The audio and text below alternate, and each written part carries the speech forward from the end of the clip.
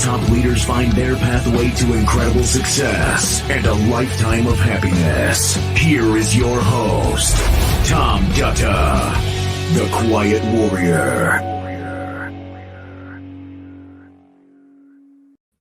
All right, everybody. Welcome to the Quiet Warrior Show. I'm Tom Dutta, your host, and I'm excited to have on the show today a special guest. She's there and waiting for me, but I want to make a couple comments first before I introduce Sophie McLean. And what a story you're going to hear today. We're live streaming today. And what is that? Well, that's we're basically popping up on LinkedIn, Facebook, and YouTube. It's like you can peek into the studio as we tape this epic interview. And it's a lot of fun. You can also chat in the chat box, and we may feature your comments on the screen for the final production. Do me a favor, everybody. We want to create more of these shows. We're approaching show number 200. The show's now in 17 countries. It's been recognized as the #1 business leadership podcast to listen to in Canada, in the top 20, sorry. So I jumped a little far there, but I think it's a #1. And so click on the YouTube subscribe button that you might see if you're watching this, and you'll get the future notifications, which will help us grow the audience.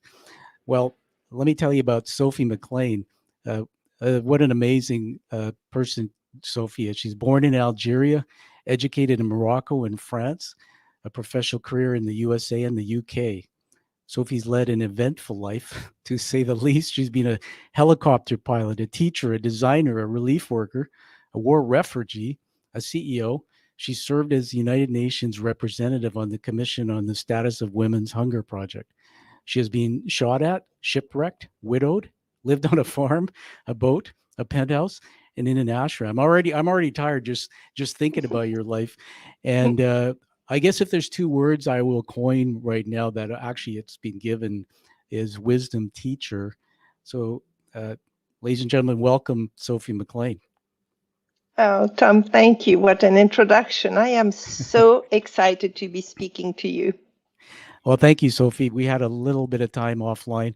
I want to do a plug on purpose here that we've titled this the Elegance of Simplicity, because you've written a book. And I said to you, and I was kind of having some fun with you, I want to let everybody know, I said, I never know what a guest sounds like because I usually bring them on first time, but I bought Sophie's audiobook and recognized as soon as she came on who she is, and you'll be able to tell that. Sophie, where are you living? Where are you now? You're in the beautiful room there. I came back to New York 3 years ago. Okay.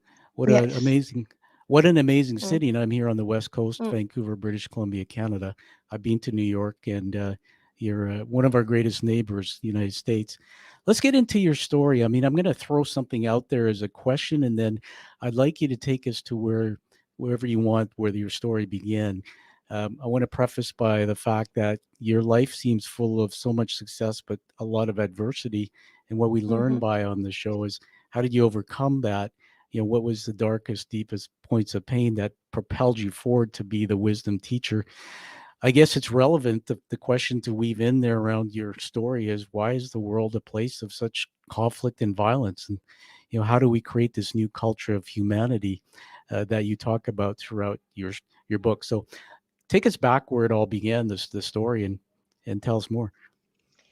Well, I had two gifts as a child, Tom. The first one when I was 2 years old. Children see being of lights or angel, whatever you want to call them sometimes, and we Yeah. don't take that very seriously. But I actually had an event when I was very young, which was very frightening for a little child. I was during a war, and that being of light came, and it was totally natural as a child. And I say he because it occurred to me as masculine, and he graced me with his presence and told me my first lesson. He said, all right, you want to go to anger and rage to cover your fear, but you don't have to. Wow. And I remember the message very clearly, and I did not listen to him. Well, first of all, we got to honor your integrity and honesty. I mean, that's why I brought you on here. I was thinking about what you said. So you said the war. What war was it? How old were you? And what was the fear, the thing that appeared?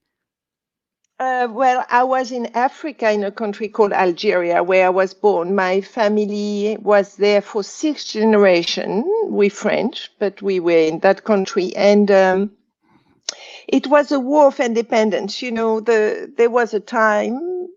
Hopefully, it's more or less over, where it was okay to go and colonize other people's country, right? And my family were part of the colonization of Algeria, and then the Algerian people just stood for their country, and there was a war of independence. And I was on a farm. My father was a farmer, and I was in my mother's arm, and the farm got attacked by machine gun fire. So I remember the window exploding, the wall with the holes in it, like in a movie. But I was fine. I was in my mother's arm. My mother was 22 at the time.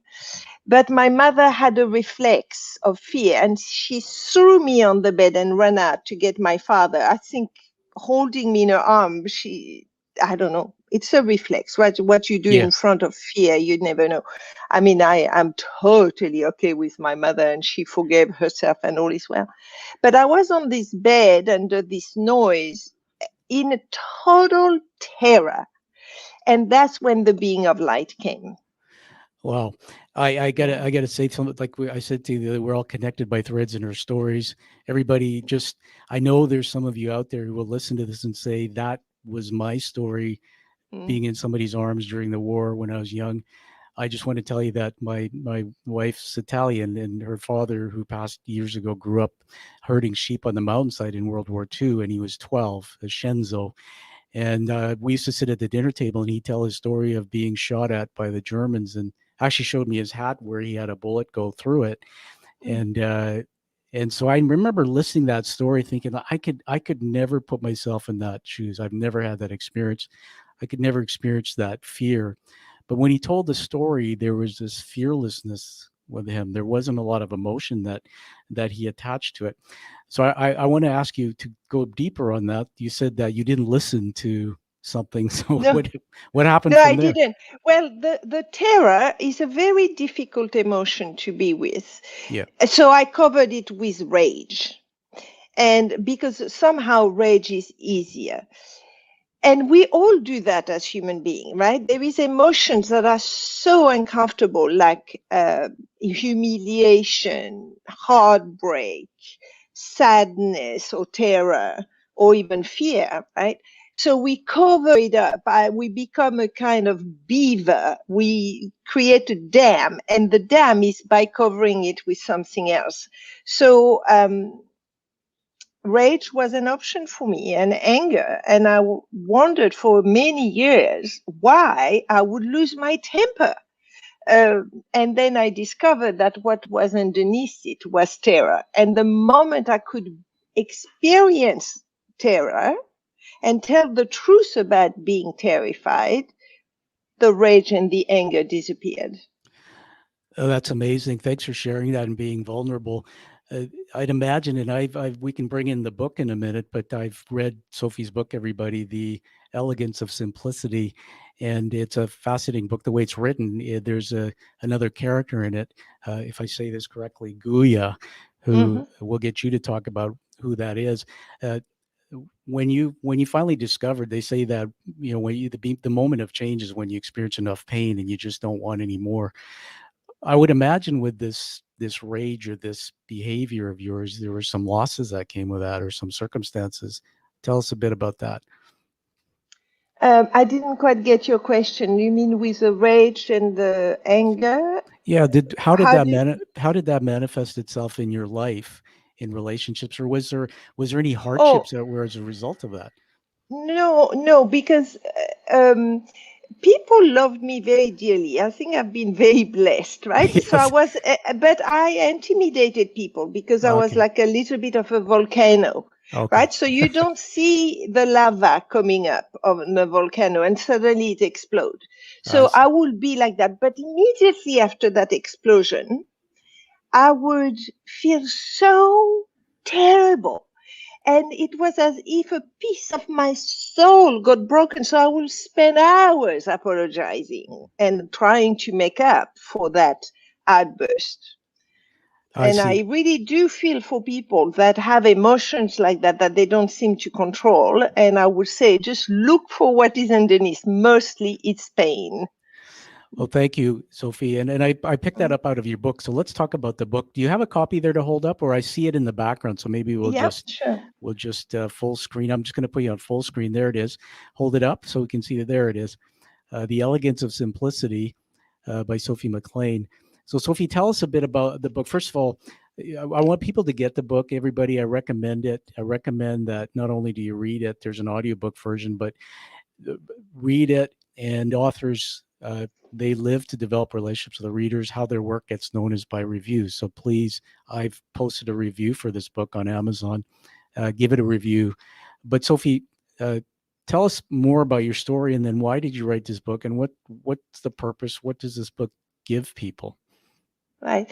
So I went in 2009. My life took a new turn. There was something missing for me, and I decided to go on a spiritual quest. So like I did a few times in my life, and not a few times, like 2 or 3 times, I just stopped my life, packed my bag, and went around the world. So I studied Buddhism, Hinduism, Tantric yoga. I went to the Amazon with shamans, and I really wanted to have an experience of who I really was, my soul, what was this world called the spiritual, my relationship to the divine. And so I did that. It was an extraordinary, maybe 6 or 7 years. And at one point, there was, by then I had such a connection to guidance that I knew that I had to tell my story, because stories are so powerful for people, much more than lectures or conferences. A story can bring you in and you can recognize yourself. So I just put my life story in a book. It's fascinating, and I seem to recall, I didn't say it in the intro of you, but you're an educator as well. Is that correct? So you've done a lot of work in education. Tell us a little bit about that, because what I'm fascinated to know is, sometimes it takes a lot of courage to leave. I call it, or Joseph Campbell calls it, the known world, and go into the unknown world. You're really a seeker in my mind, but how hard was it to go on that 5-6 years and just leave everything? It was like a death. So it's funny, right? It's like, the image of the phoenix rising out of the ashes. And I've had that a few times in my life. And so I'm now used to it. I now welcome it. I'm not frightened of it anymore. But you literally have to let go of any identification, any attachment. It's like such a profound cleanup. I had a very established position. I led to 80,000 people worldwide. I worked 12 hours a day. It wasn't really work because I always engaged with people. So it's never, Yeah. work like difficult. And I just knew it was time to go to the next space. I believe that in life you either expand or contract. You never stay still. Everything is movement in our material plane. So that's the way I propulse myself to the next level. Yeah, that's amazing. And as an educator, so I just listened to everybody. This is a teaching moment. If you listen to what Sophie said about 80,000 people and had all this responsibility and working. And Sophie, I'm just going to make a jump to my story. And I work with a lot of people in my practice as a mentor coach, that a lot of the workaholism that comes in life is from people who are searching for something and they're trying to replace it by significance. Or when I climbed the ladder and got to that top level I wanted of CEO, I remember having a empty feeling in my soul. And then the paycheck came and I had the nice help, but there was something missing. And it seems to me that you're a seeker, and people like you I honor because you went on the journey. And whereas many people don't, they stay stuck on what I call the unthinking treadmill. Many, when they finish their careers, sadly have health breakdowns.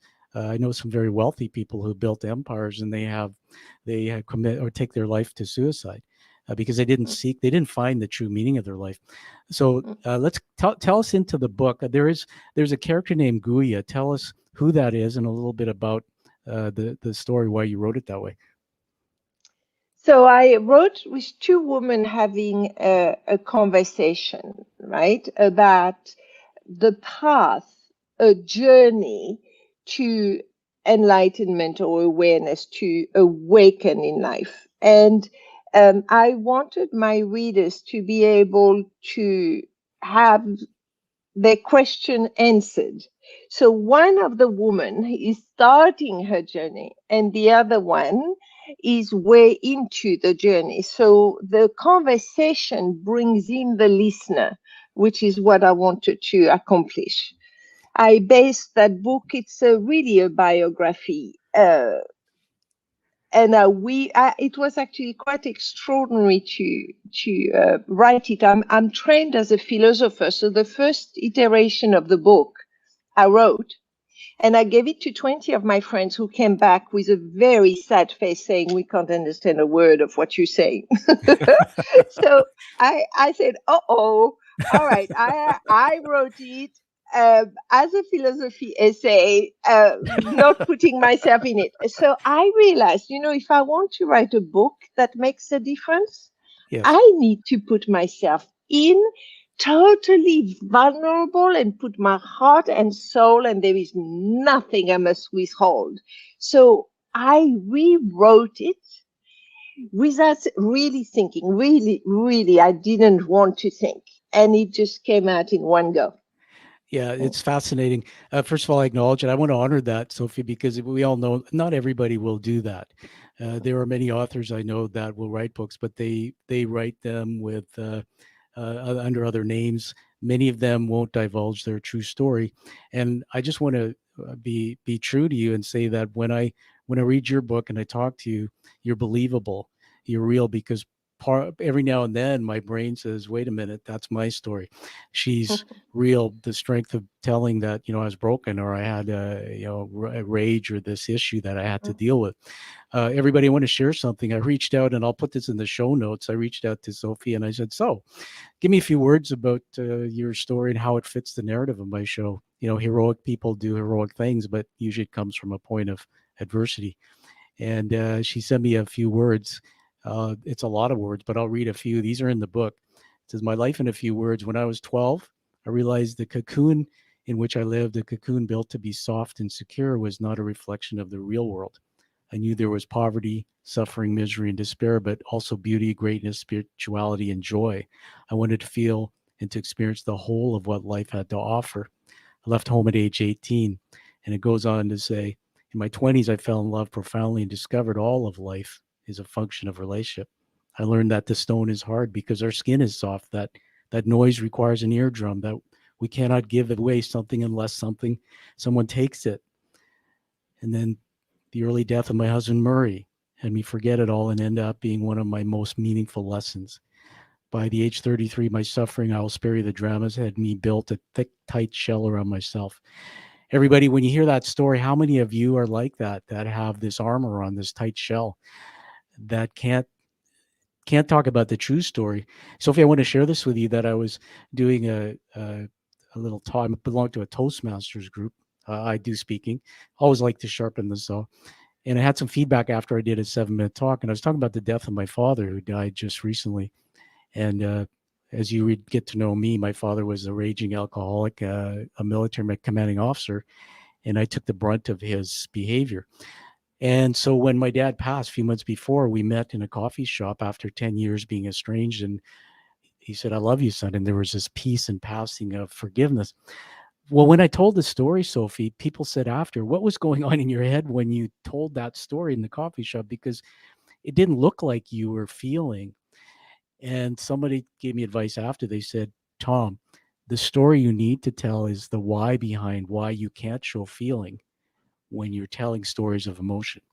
And that's really my deep, darkest pain is, which I still work on and unravel. So you've given us a lot of gifts in this book, because when I listened to Guya and the story, it took me there, that sometimes we have to dig deeper and find the true source of our anger, our inability to cry or be vulnerable.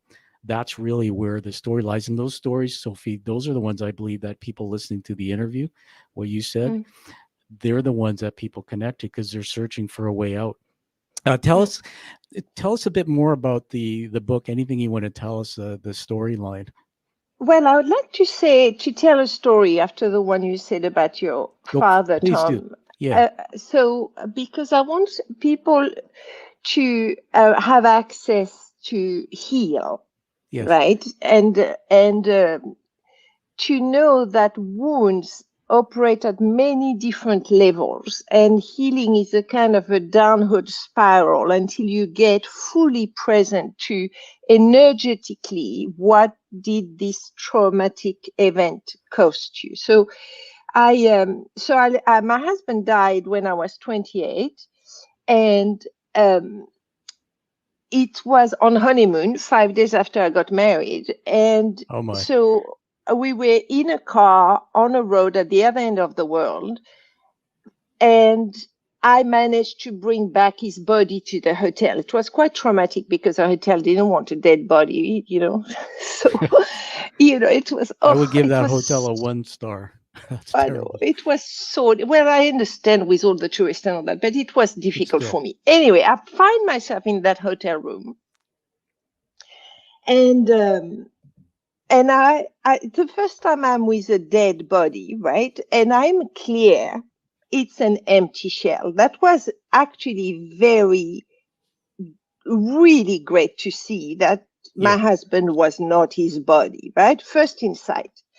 But 10 years later, I was still just totally not redoing my life and not free, and still just wondering, why did I feel so empty, right? So what happened in that hotel room is that I had read a book from Elizabeth Kubler-Ross about death and dying 2 months before. And I remembered she said that the soul stayed around the body for a while, and that the best thing we could do for people that died, if we were with them, was to give them permission to go, that you will be okay, and send them on their journey.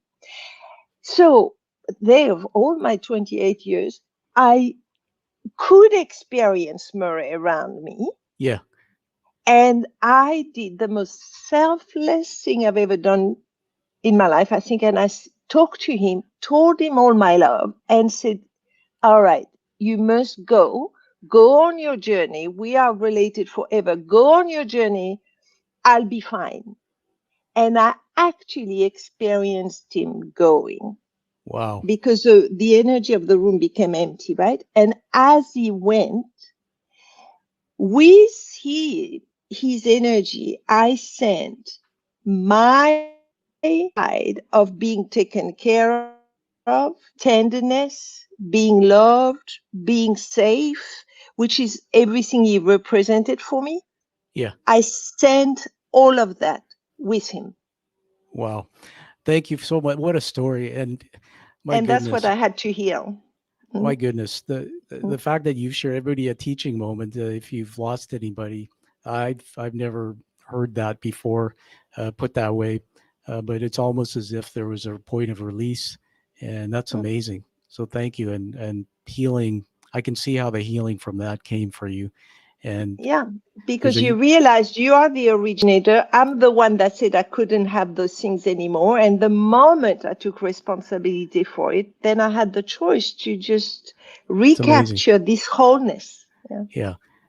You had me. My mind goes on journeys. A journey on another direction here about mindset, and I I read in my learning about how to change my thought patterns for my own life. That unlike plants and animals, humans can have a thought about their thoughts. Plants and animals can. We're the only being who can, right? And so you can actually make the choice and change the meaning. And what I heard you say, which was brilliant, is you made the choice at that moment. You made the choice to release and do what you did. So that's amazing.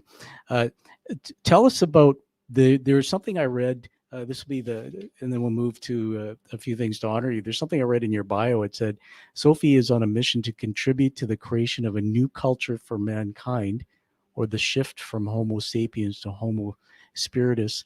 Pretend I have a sign on my forehead flashing, I'm confused. Mm.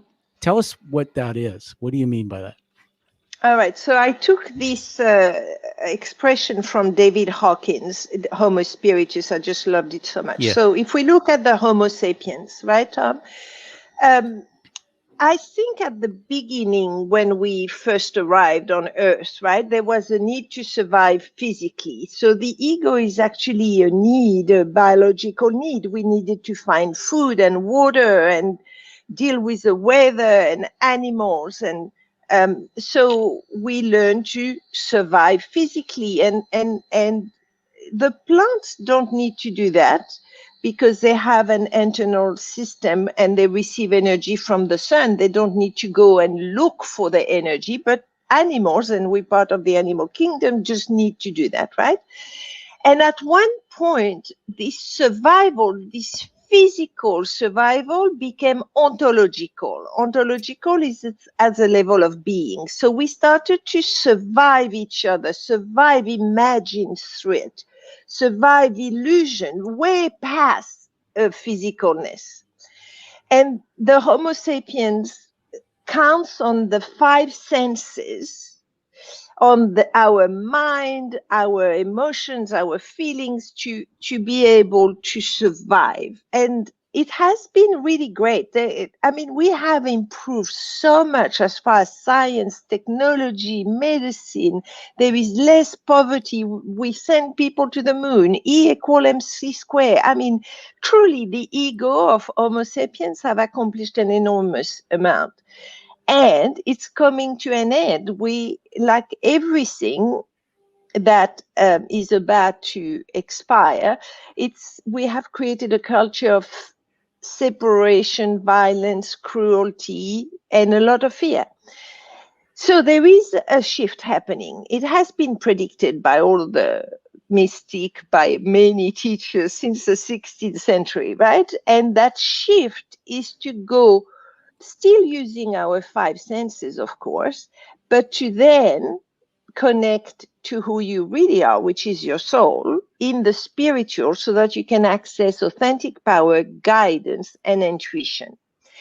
And like every single shift in our evolution, it happens in a difficult way, right? If you look especially at the last 2 years, it's like a spotlight is being shone Yeah. on everything that doesn't work in the world.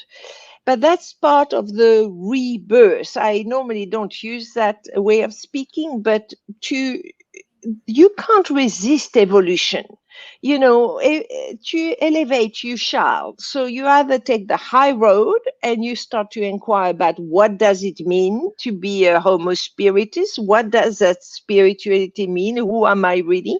Or you're going to take the low road, which is filled with suffering, but elevate, you shall. Yeah, it's so well said, everybody. There's so many teaching moments in there. We're talking to Sophie McLean. She is an educator, a world traveler. I call her a wisdom teacher, and written the book, The Elegance of Simplicity, which you got to get. I've listened to the audiobook. It's fascinating. You know, Sophie, I just want to make a couple bold comments that sometimes are controversial to people when they hear it, but you know, I think about the days of the Depression and the days of when my parents and my wife's parents grew up. There was no TV, there was no electricity, and information didn't travel at the speed of light. You know, our kids weren't sitting at a restaurant while our parents were drinking and looking at a smartphone, watching video games or the shows they shouldn't. But back then, from hearing the stories of my parents, there was just as much challenges in the world, different kinds.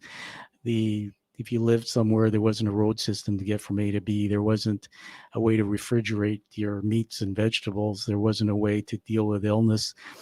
And and I wonder today, you know, I turn on the news and I just shake my head because, as you said, as we have the choice, as you're teaching us to I call it putting in positive thoughts versus negative. You know, our brains can on a dime shift our thinking, and yet I sometimes wonder why the media, for example, uh, they everything is negative because negative sells. Because as you said, our brains are wired to look for the danger first to survive, not be happy.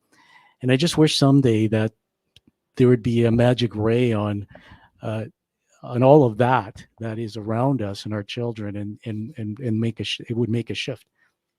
But maybe, Tom, maybe we don't have a say in the matter of our thoughts. What we Yeah, have a say is in the matter of which one we believe, right? which So we believe. if you imagine that we swim in a sea of thoughts, right? Enormous.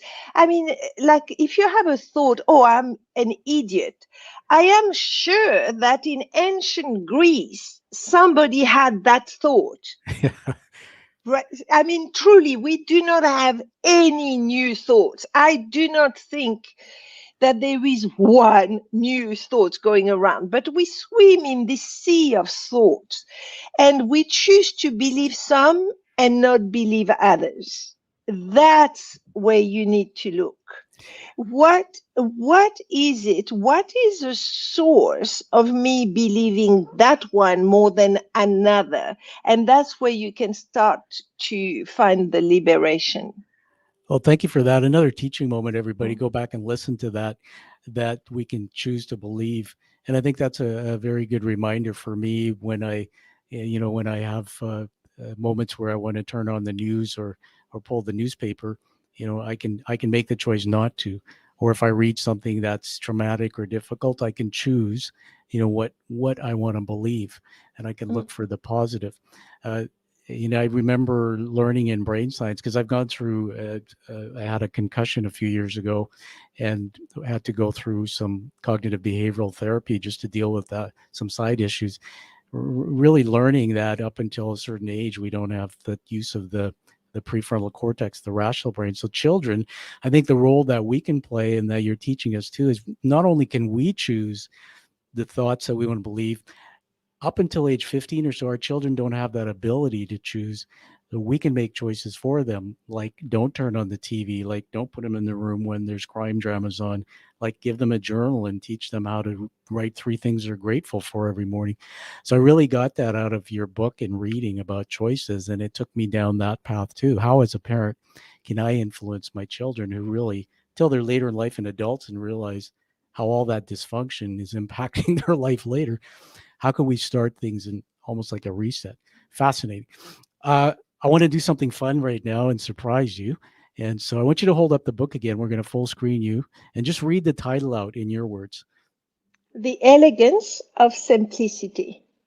All right. And look at that. And It's fun because we get to contrast your hairstyle today and on the book cover. Fascinating. So where can people get that book?